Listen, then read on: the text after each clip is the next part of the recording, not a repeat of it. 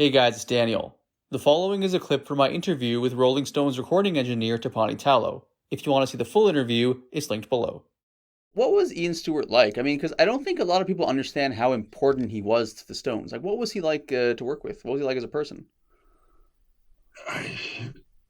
He was just as devoted as the band, and he knew what needed to be. He first of all, you have to say, every time they had a live tour, he would get the best crew to make it happen. And he had that intelligence, and he knew the technicalities behind it, and knew how to control people. There was no fooling around. Okay. It was each time it would be technologically cutting edge. And then he could, at the same time, like if I had complaints, he would pick up the phone and find out in the world who's the best person to deal with it. That's cool. That's cool. So he would do that for the band, and he would do it for the mobile, and everything was.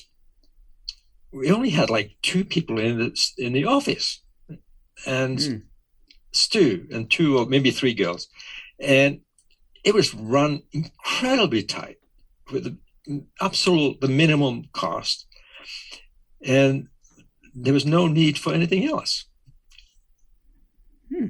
And like Stu said, he was so happy because I would never buy any meals that were more expensive than anything else, and because other people who came in, they would go they go berserk because everything was free, and they just. That's funny. So I mean, a lot of people aren't aware that Ian Stewart he was one of the original members of the band, if I'm not mistaken. Correct? He was still the official all the way through, except it wasn't mentioned on the albums. I mean, that's pretty selfless of him that he kind of stepped back to allow the band to go forward like that. Just in terms of his personality, what was he like as a person? Fantastic. What's the English word? A mate. Oh, okay, yeah. That's cool. He's a bro, basically. Yeah. There's just like I would say, like Charlie and Bill and Ian Stewart, they were like the chorus around Mick and Keef.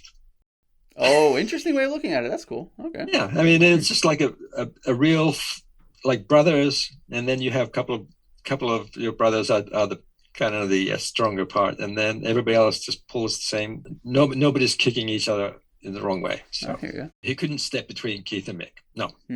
He would come towards the end of the song, put in the piano and all that stuff, but he couldn't come in and say, "Come on, guys, get it right." Yeah, I hear you. So he focused on things like technology, because, like, for instance, in the beginning in the studio, the mobile was not acoustically right.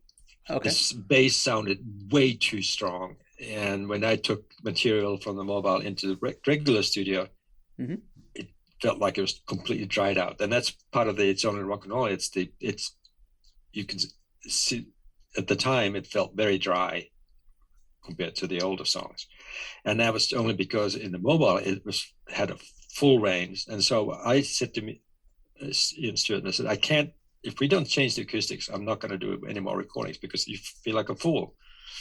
And we got the world's best guy in, and we fixed it. It was really, Ian Stewart was, in that sense, fantastic manager. If I said something, it got done.